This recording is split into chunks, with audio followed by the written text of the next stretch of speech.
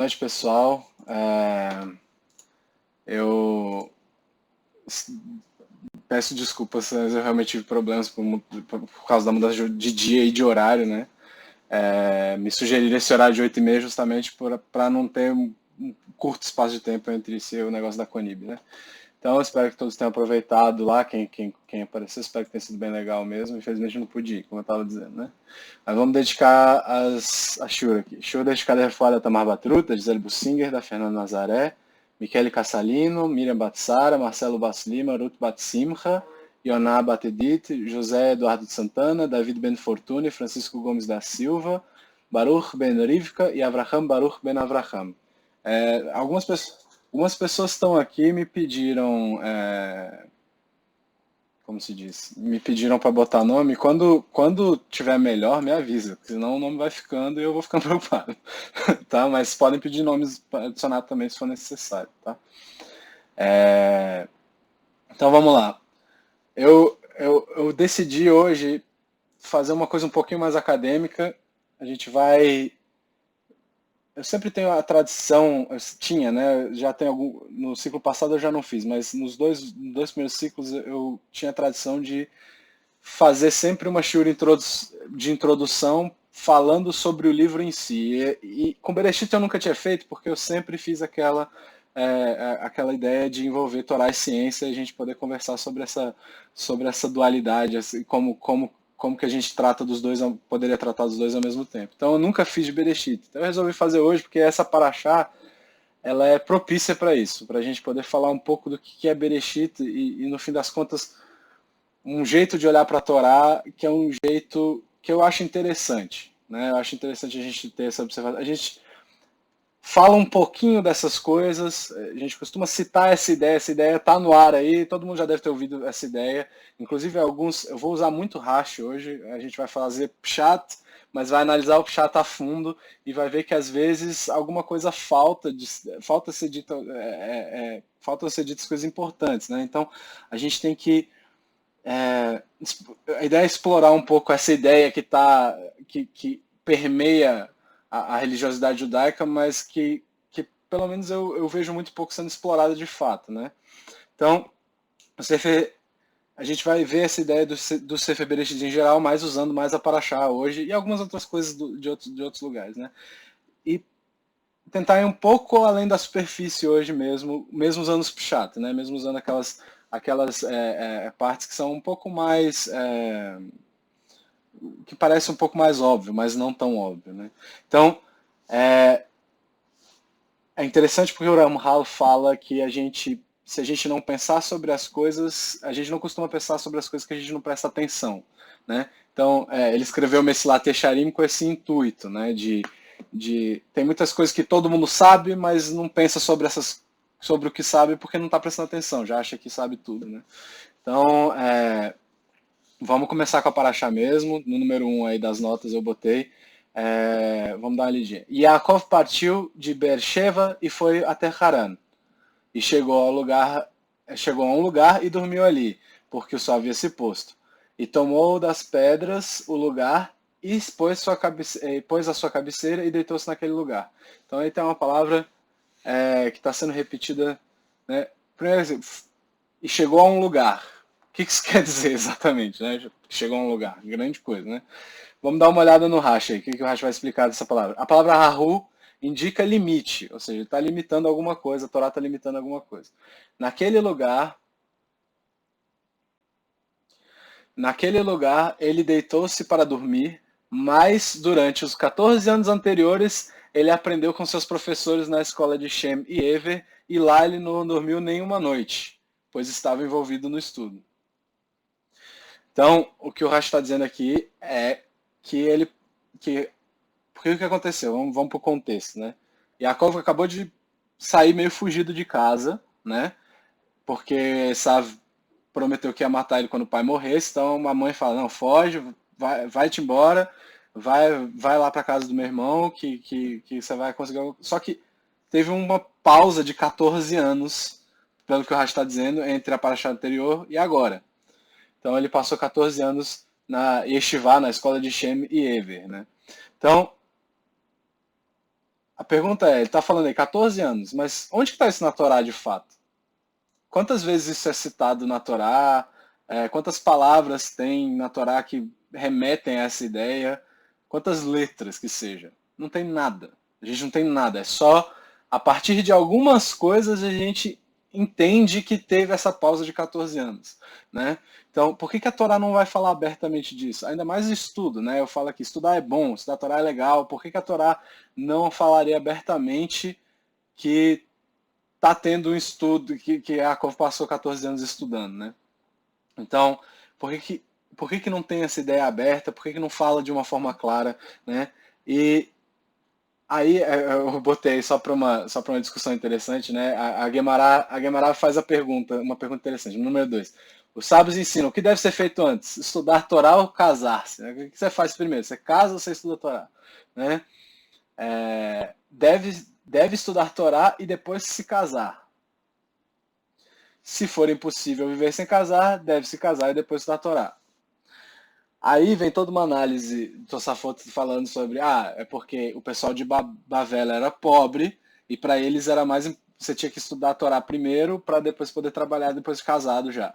E aí o pessoal de Jerusalém não era pobre, então podia estudar a Torá enquanto estava casado, não tinha problema. Então essa era mais ou menos a discussão que está em Kiddushin, né? E dependia da condição financeira. Então, o que vem primeiro, né? E a gente está falando disso por quê? Porque Yaakov saiu com a intenção de achar alguém para casar. A mãe e o pai falaram explicitamente: não se case com as mesmas mulheres que seu irmão se casou. Vai lá e encontra uma pessoa que é da nossa família, que pode ter os mesmos valores, etc. e tal, né? Então, Yaakov sai com esse intuito, ele perde tudo que ele tem no meio do caminho, né? Tem um Midrash que diz que ele foi roubado em determinado caminho. Então, ele toma a segunda opção. Já que ele não tem como se manter financeiramente, ele vai ficar estudando, tanto que ele tem que estudar e depois ele vai procurar. Então, meio que por causa dessa história, ele teve que mudar a ideia dele, né? O plano, né? Então, isso aconteceu com Yaakov. Então, a gente tem três comentários do Rashi sobre esse tempo de Yaakov nessa escola de Shem e Ever, aprendendo, né? E esse número 14 é citado várias vezes. E toda vez que aparece, parece que a Torá está escondendo alguma coisa, porque ela não está falando sobre isso. Quer ver? Bereshit, no 3, Bereshit 25, 17. Esses são os anos da vida de Ismael, 137 anos, e exalou e morreu. E foi reunido a seu povo. Aí o Rashi diz o seguinte: calculando a partir da idade de Ismael, aprendemos que Yaakov ficou na escola de Shem e Ever por 14 anos após deixar a casa de seu pai e antes de chegar à casa de Lavan. Tem todo um cálculo, eu diminuí aí, mas ele faz um cálculo que está certo. Então, ele passou esse tempo estudando, e por que a gente não fala disso se é uma coisa boa, né? Seria muito mais simples só falar assim: e Yaakov saiu de casa e passou 14 anos na escola de Shem e Ever. Por que não fala isso? Né? Então, qual que é a lógica? Né? Aí, de novo, Rashi em Bereshit 28:9, isso é quando vai falar que Esav foi se casar com uma das filhas de Ismael, né? Aí fala, Ismael morreu quando Yaakov... Aí tem a conta. Ismael morreu quando Yaakov tinha 63 anos. Aprendemos que Yaakov se escondeu na escola de Shem e Ever, aí essa palavra é importante, se escondeu na escola de Shem e Ever por 14 anos. E só depois disso ele continuou a viagem para Haran. Pois antes do nascimento de Yosef, ele ficou na casa de Lavan por 14 anos, ou seja, então ele já está fazendo a conta. Então tinha 63, aí ele ficou 14 anos na Estivá. Aí ele passou 14 anos trabalhando para Lavan. Aí Yosef se torna governador do Egito com 30 anos. Então, 30 anos depois do nascimento de Yosef. Então, mais 30. E Yaakov foi ao Egito após 9 anos depois que Yosef já era governador, que é quando ele faz aquela visão de que vai ter 7 anos de fartura e 7 anos de fome, e no segundo ano de fome que Yaakov vai até o Egito. O faraó pergunta para ele: quantos anos você tem? Aí ele fala: eu tenho 130 anos. Então, a partir dessa conta, faltam 14. Então, a explicação de que ele passou esses 14 anos estudando. Né? Então, toda vez que a Torá vai falar sobre Yaakov, estudando, vai falar e muda de assunto, e vai falar de outra coisa. Então ele não fala, acaba dizendo outra coisa, Por quê? Não é vergonha, a gente sabe que não é vergonha porque não tem problema nenhum. Desde o começo está falando que Yaakov é um homem de tendas, é um cara que fica em casa estudando. É, devia ser um orgulho, então a Torá devia falar de alguma forma. Outra coisa, o Rashi diz que Yaakov aqui está tentando se esconder. Se esconder de quem? De Esav. Esav prometeu que ia matar ele. Quem é, vamos dizer assim, se Yaakov fosse se esconder, onde que ele ia se esconder? Em qualquer lugar, menos numa escola, né? Porque se Esav sabe da natureza de Yaakov, como é que... O primeiro lugar que ele ia procurar ia ser num lugar de estudo. Então, qual é a lógica dele ter se escondido no lugar mais óbvio, no primeiro lugar que essa iria procurar, né? Então, todas essas questões, que eu botei aí no 5, Bereshit 25, 27 diz, habitava tendas, né? Que era essa descrição que a Torá dá para Yaakov. E aí o Rashi explica, a escola de Shem e a escola de Ever. As tendas são essas escolas que ele participava já. Ele já ia para lá. Não é uma coisa nova ele tá indo lá. A diferença é que agora ele ficou 14 anos direto lá. Então essas são as perguntas do Rav Simcha Zisselziv, que é um dos... Ele morreu no ano 2000. Ele é um dos caras que fez renascer o movimento de Mussar, né? Então ele faz essas perguntas que são perguntas que parecem até meio...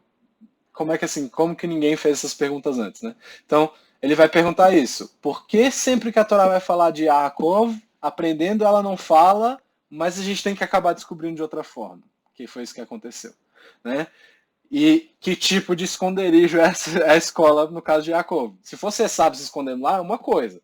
Agora, Yaakov não, né? Então, a Paraxá dessa semana, ela recebe uma classificação muito interessante também, se a gente for olhar isso. Ela recebe essa classificação que a gente chama de Setumá. Setumá é uma paraxá fechada. O que quer dizer? Parashiot, normalmente se você for olhar lá no rolo da Torá, vão ter dois tipos de começo de paraxá. Uma que é o mais normal, que é a paraxá que a gente chama de aberta, que é terminou a paraxá anterior, pula uma linha, na linha seguinte começa a próxima. Essa não. Essa ela começa na linha do passuca anterior. Então ela é fechada, ela não tem um espaço, ela só tem espaço para dizer que começa uma paraxá nova, mas ela não tem espaço normal entre uma paraxá e outra, tá? Então ela é uma paraxá fechada.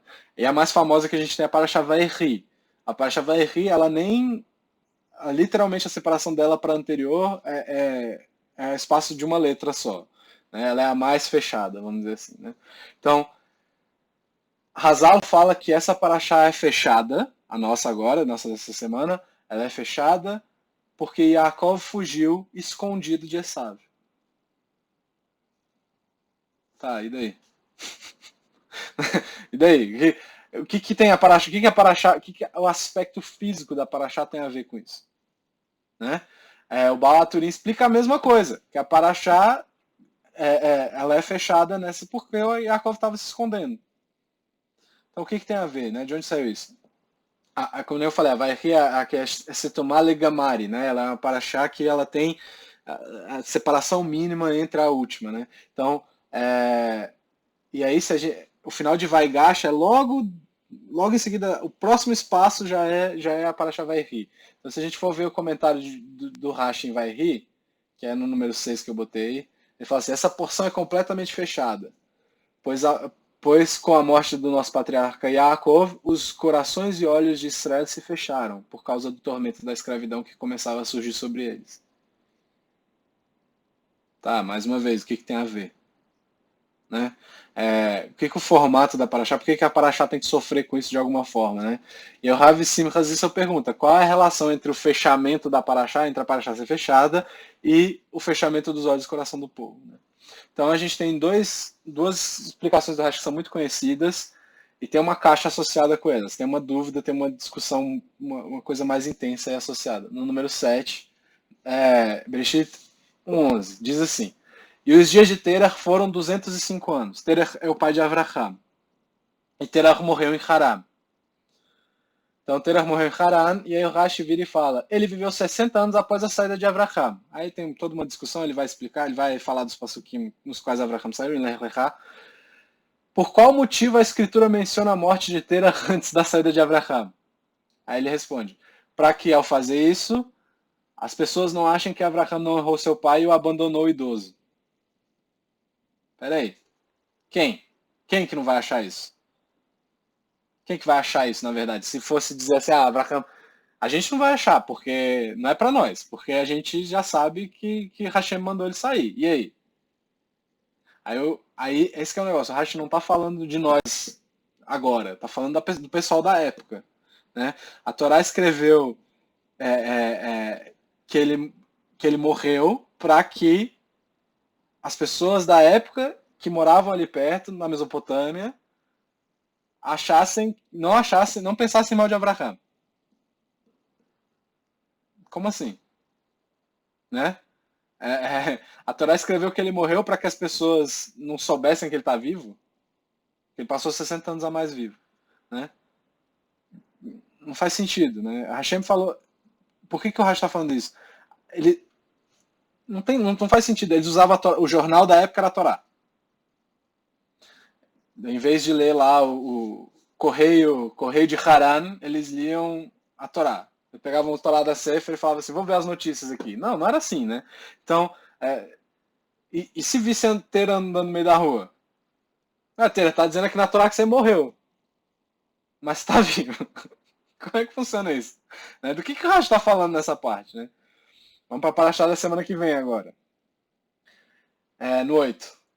Bereshit 35:8 diz o seguinte: Dvorá, ama de Rivka, morreu e foi sepultada ao pé de Betel, aos pés do Planalto, e chamou seu nome de Alon Bahut. E aí tem um Midrash que fala o seguinte: Esav, o maldoso deveria. Aí o Midrash começa discutindo quem que ia enterrar Rivka. Aí fala: Yaakov não poderia enterrar Rivka, ele não estava lá. Esav, Yitzhak era cego. Abraham já tinha morrido. Quem é que enterra Rivka? Aí o Midrash pergunta: Esav, o maldoso deveria ir diante de Rivka? Então as pessoas disseram, diriam, se alguém visse Esav durante o enterro de Rivka, elas diriam o seguinte: maldito aquele útero que formou esse homem cruel, porque Esav não era um cara gente boa, ninguém gostava dele. E o que fizeram? Trouxeram de noite para o enterro para que Esav não fosse diante dela, para que não a amaldiçoassem. Não, então peraí. Como é que funciona isso? Quem que eles iam achar? Se teve um enterro, quem que eles achavam que estava enterrando então? Ninguém sabia que Rivka tinha morrido. Né? Yitzhak não sabia que Rivka tinha morrido. A Torá não falou. Como que funciona isso? Né? Ninguém sabia que Rivka tinha morrido. Porque se foi enterrado de uma forma velada para ninguém saber que era ela que estava sendo enterrada, para Esav não aparecer lá, como é que funciona isso? Né? E aí, pior ainda, o Ramban fala o seguinte, no 9. Outra explicação para o ocultamento da morte de Rivka. Seu funeral não seria honroso. Yaakov não estava presente, Esav a odiava e Yitzhak estava cego. Restando apenas os Benerret. Ou seja, os Benerret não podiam enterrá-la também. Quem foi que enterrou? Né? Para os Benerret não enterrarem Rivka, a Torá não falou que Rivka morreu. O que tem a ver essas coisas? Essas perguntas parecem meio óbvias, mas são perguntas que são importantes a gente responder. Né? Só porque a Torá não falou que ela morreu, quer dizer que ela não morreu. Né? Então, vamos agora para a parte que é mais tensa. Vamos dizer assim. No número 10, tem aí o que os rabinos costumam chamar de as 3 tragédias de Bechalotechá. São as coisas erradas que a gente fez em seguida. Tá? Bamidbar começa. Bamidbar 10:33 tem a primeira. E partiram do Monte Hashem. Eu não preciso ler o resto porque essa é a primeira parte. Esse partiram, na verdade, eles fugiram. Então eles estão saindo meio que com medo e tudo mais. Né? Eles já saem. Isso é quando o Moshe fala: não, eu quero que você nos guie, que Hashem nos guie. Não, aí o Hashem fala: não, o anjo que vai guiar vocês. Então esse é o primeiro. Aí tem uma coisa muito interessante na Torá lá no rolo também tem esse. Vocês podem ver que tem uma letra entre parênteses estranha. Esse é um nun de cabeça para baixo. O Passuco 35 começa com um nun de cabeça para baixo. E o Passuco 36 termina com um nun de cabeça para baixo. Tá? E aí esses Passuquim dizem o seguinte: vai ribin soa Haron, que é o que a gente fala na hora que levanta a Torá, na sinagoga. Então, diz assim, quando a arca se punha em marcha, Moshe dizia, levanta-te, ó Hashem, e dissipem-se os teus inimigos e fujam diante de ti os que te odeiam. E, e quando pousava, dizia, repousa, ó Hashem, no meio das miríades dos milhares de Israel. E aí, logo em seguida, vem o primeiro passuco do 11. O povo se queixava aos ouvidos de Hashem. Essa é a segunda transgressão. Aí logo depois vem, a mistura de gente que estava no meio deles foi possuída por um desejo, tornar a chorar os filhos de Israel, quem nos fará comer carne. Então são três coisas ruins seguidas que são interrompidas por esses dois números de cabeça para baixo e o vai ribinsoa, né? Então, o que é que tudo isso tem a ver com algum... O que isso quer dizer pra gente, né? Esses dois nunim, eles formariam um livro completo, segundo algumas opiniões, né? Para algumas opiniões, para a opinião do Rabi Yehuda Hanassi, 85 letras é o suficiente para declarar que aquilo é um livro, tá? Então, se a gente considerar isso um livro, o negócio é o seguinte: a gente não tem 5 livros da Torá, a gente tem 7, tá? Como assim 7? Bereshit, Shemot, Vaikra.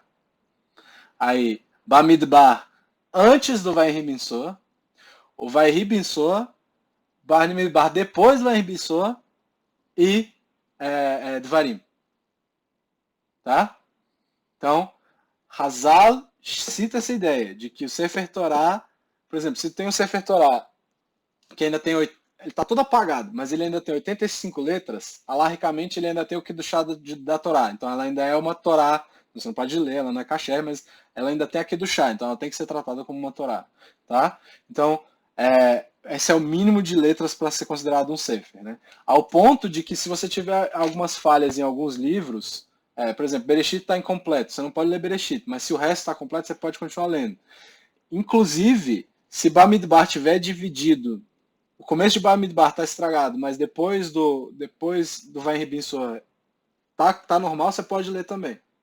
Né? Então essa ideia que tem na Mishnah. Né? Então, e aí, se a gente for ver a opinião o que está escrito na Gemara Shabbat, a gente vai ver. Rabi, que é o erro da Hanassi, diz: não é por essa razão que os sinais foram inseridos. Os sinais aos quais ele tá se referindo são os nunim de cabeça para baixo. Mas por essa porção ser considerada um livro por si só. Ele está falando, Vai Ribinsoa é um livro por si só. Existem 7 livros na Torá? Pergunta Guemará. De acordo com a opinião de Rabi, a conta é de 7. Porque eu falei, Bereshit, Shemot, Bamidbar até, e quando a arca se punha de marcha, a porção até a arca quando se punha de marcha, que é considerado um livro, e o resto de Bamidbar e Devarim. 7. Quem não concorda com Rabi? Pergunta Guemará. Rabi Shimon ben Gamliel. Rabban Shimon ben Gamliel diz assim: foi ensinado em uma baraita que o Rabi Shimon ben Gamliel disse: no futuro, essa porção será retirada de onde aparece e será colocada em seu devido lugar. Qual o motivo de estar aqui? A Guemará pergunta: para que faça a separação entre a primeira punição e as outras duas. Ou seja, para que a gente não tenha encavalada 3 transgressões do povo seguidas, tem essa parte aí. Para que tenha um respiro, vamos dizer assim. Que a gente respire e tente não fazer nada errado. Então, por que a gente teria que fazer essa separação? O Nachmanides pergunta, o Ramban. Para que a gente não tenha 3 punições seguidas. É isso que ele fala também. Tá? Ele segue a Guemará aqui. Então, como é que foi que aconteceu na realidade? Aconteceu em seguida. Né? Um atrás do outro. Eles correram do Sinai, reclamaram e desejaram. E reclamaram de novo. Então, a Torá reescreve isso de uma outra forma. Ela não coloca erro, erro, erro. Ela coloca erro, espaço, erro, erro. Né? Qual que é a diferença? Que diferença faz? A gente não quer saber o que aconteceu de fato? Né? E aí, essa que é a parte legal. Segundo essa opinião do Rabi Simcha Zissel, o que a gente aprende disso é a gente está mais preocupado em como está escrito do que como foi na realidade. Pera aí. Calma lá. Né? O Yalkut Shimon diz o seguinte, eu botei aqui? Botei. No 12. Yalkut Shimon diz assim, a Torá existiu 974 gerações antes da criação do mundo. E Hashem usou-a para formar a realidade. Cada palavra, letra e suas posições afetam o mundo como um todo. Opa. Então, todo mundo, quem já teve a oportunidade de ver uma leitura de Torá na sinagoga, sabe que o Baal Coré que está lendo lá, ele não pode errar. Se ele errar, uma ou mais pessoas vão consertar ele logo. Você não pode errar não, parece que vai dar jogar alguma coisa na cabeça do cara, que ele não pode errar. Tanto que se não tiver bem fluido o Baal Coré, ele vai ficar arrastando porque ele não pode errar nada. Então, por não poder errar, é melhor que ele leia devagar e acerte tudo com alguém ajudando do que ele ler errado. Né? Por que ele não pode errar? Né? E aí essa que é a parte interessante. Cada palavra, letra e suas posições afetam o mundo como um todo. Então, o que está escrito lá não pode ser alterado. Certo? Então, a pessoa que está lendo não pode ler errado. O Yonatan Ben Uziel, ele foi responsável por um perush sobre os livros de Nevi'im, né? Os livros que estão em Nevi'im. E tem um relato interessante que diz que quando ele revelou o perush dele, a discussão dele sobre o livro de Nevi'im, a terra de Israel, segundo o que está escrito, teve um terremoto de 400 por 400 parsot. Foi um baita de um terremoto. Por quê? O próprio Yalkut Shimon vai falar. Porque aquilo não deveria ser revelado. Então, quando tem uma mudança na Torá, no jeito que a gente entende, uma coisa que devia estar escondida é revelada, isso afeta o mundo de alguma forma. Certo? Então, se o Sol, vou dar um exemplo bem mais fácil de entender. Se a gente pegasse o Sol e trouxesse ele, sei lá, alguns quilômetros para próximo da Terra, ia chegar um momento que a gente já está muito perto, talvez não desse mais para sobreviver. Mesma coisa com a Lua. Se a Lua chegasse muito perto, vai mudar todo o esquema das marés, toda a movimentação das águas e tudo mais, até os ventos. Então, essa ideia talvez não seja tão absurda assim. Se a gente mudar o documento, que nem falou, o Yalkut Shimon, a Torá existiu, Hashem usou a Torá para formar a realidade. Se com essa coisa de mexer uma coisa menor, vamos dizer assim, poderia criar tantos problemas. Imagina mexer no documento original, né, que Hashem usou para criar o mundo. É isso que o Yalkut Shimon está falando. Por isso que teve terremoto, por exemplo. Né? O Rabbi Simcha Zissou diz o seguinte: não importa o que aconteceu, mas se a Torá colocasse na criação esse aspecto, não teríamos chance alguma da Teshuvá. Isso ele está falando da separação. Tá? Ele está falando da separação dos Nunim lá. Por que é que tem os Nunim separando uma parte da outra? Então, é por causa da Teshuvá. Se a gente errasse 3 vezes seguidas, 3 vezes normalmente é uma confirmação dentro do judaísmo. Então, se vai 3 vezes seguidas, a gente vai errar para sempre, nunca vai ter chance de fazer Teshuvá. É isso que ele está falando. Né? A interrupção, então, ou seja, nos planos arquitetônicos temos transgressão, interrupção, transgressão, transgressão. Porque aí a gente tem a possibilidade de interromper os erros. O plano arquitetônico, no fim das contas, é o que importa, não é o que aconteceu. Entendeu? Então, Yaakov está sendo procurado por Esav, né? É isso que a gente viu, Esav quer matar o irmão, né? Então, o que está acontecendo? Hashem tira essa informação da Torá sempre que ela tá para aparecer. Foi isso que a gente viu com os comentários do Rashi. Sempre que está lá a Torá tá dando uma ideia de que vai falar disso, muda de assunto ou fala de outra coisa e só deixa entender que isso aconteceu de alguma forma. Né? Então, mesmo com Yaakov lá, vamos dizer assim, se isso que o Yalkut Shimon citou é uma ideia e o que o Rabbi Simcha está falando também, por não estar escrito na Torá que Yaakov estava lá, é como se ele não estivesse lá. Tá? Então, Esav, mesmo que Yaakov estivesse sentadinho lá no Beit Midrash estudando, na hora que Esav entrasse, ele não ia ver nada. Porque não faz parte da realidade. Ele não era capaz de enxergar durante esses 14 anos Yaakov. Yaakov é como se tivesse sumido por 14 anos. Né? Então, em alguns casos, não estar na Torá é não estar na realidade física. Essa que é a ideia dos Rabbi Simcha. Então, a Torá não está falando do estudo porque ele tinha que se esconder? É por isso que, aliás, a Torá não fala do estudo porque ele tinha que se esconder. Não é porque ele não estava estudando. É porque faz parte dele se esconder, não fazer parte da realidade. Entendeu? Então, por isso a Paraxá é fechada, inclusive.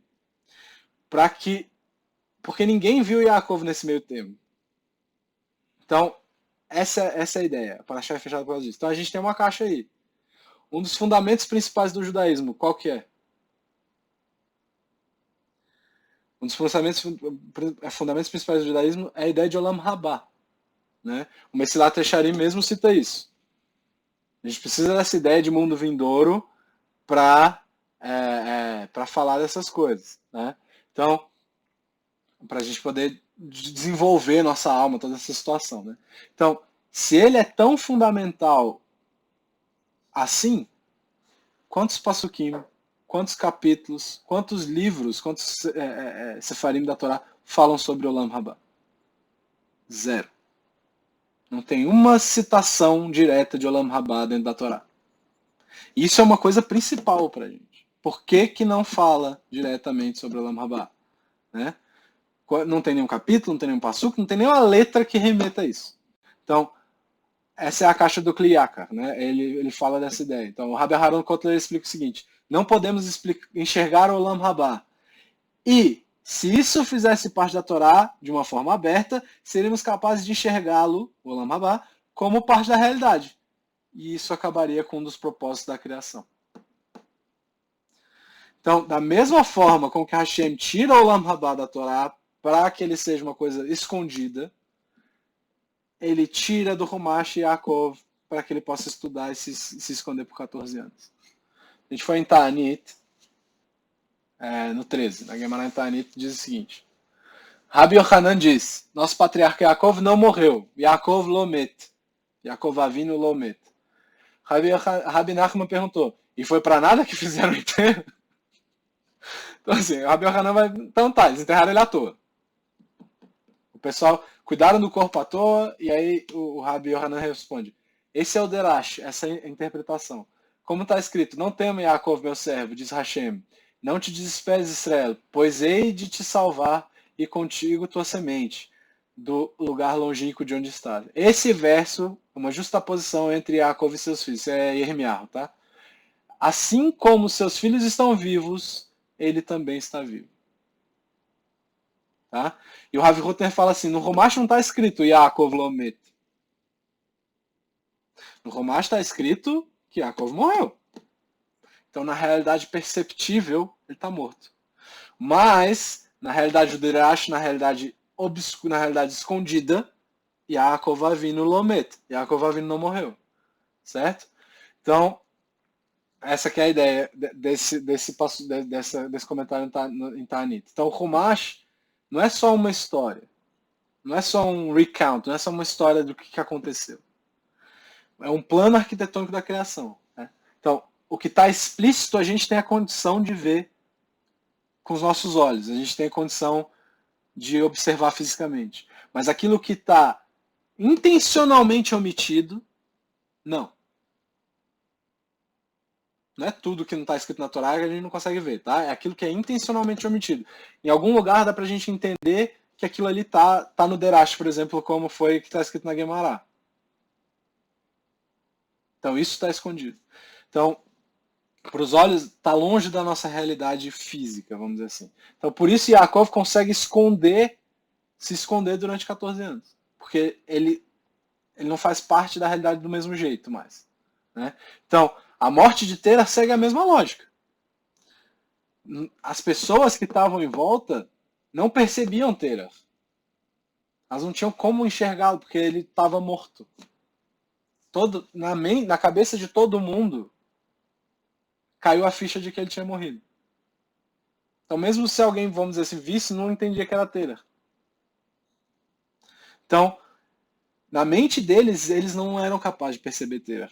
E por mais que ele tivesse vivo andando e pulando por aí, eles não conseguiam, porque não é porque eles liam, não, eu li aqui no Chumash da Sefer que Tera morreu. Não é isso.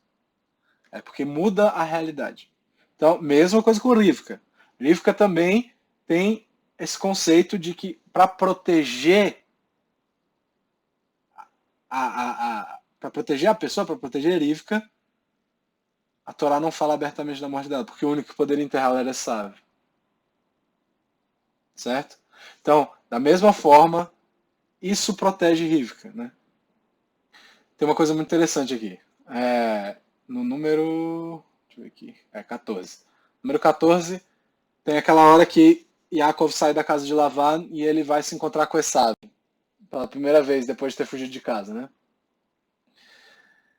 E aí ele decide que antes de encontrar com o irmão, ele vai mandar uns presentes, né? E aí diz assim, a Torá diz assim: e dormiu ali naquela noite e tomou do que veio à sua mão presentes para Esav, seu irmão.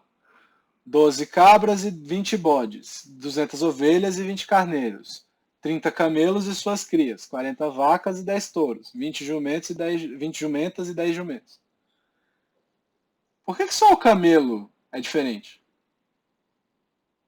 Por que todo mundo é cabra e bode, macho e fêmea? Ovelha e carneiro, macho e fêmea. É camelo e suas crias. Vaca e touro, macho e fêmea. Jumento e jumenta, macho e fêmea.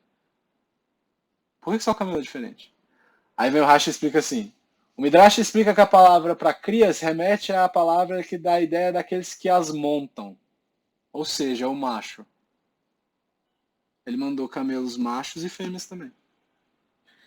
Mas, pelo camelo ser modesto durante suas relações, a Torá não escreve claramente. Porque o camelo, de uma forma sexual, é um animal modesto, a Torá não deixa claro. E aí, essa é a parte interessante. O Rabi Simcha fala, negativo. O camelo é assim porque a Torá descreve ele desse jeito. Não é o contrário. A Torá não está dizendo o que o camelo é. O camelo é desse jeito porque a Torá está falando que ele é desse jeito. Então, a explicação do Rashi é que a Torá não escreve claramente por causa dessa natureza dele. E aí, o Rabi Simcha está dizendo não. Ele é desse jeito porque a Torá escreveu que ele é desse jeito. Tá? Então, porque a Torá usou essa expressão, ele é modesto. Então, se não tivesse a quebra, que nem eu falei, lá dos Nunim, durante aquelas transgressões, essa também seria a nossa realidade. Não existiria a possibilidade de ter chuva. Mas existe a possibilidade de ter chuva porque é como se fosse assim, você faz uma coisa errada, você tem um espaço de tempo para se recuperar. Entendeu? Então, o Zohar aí no 15.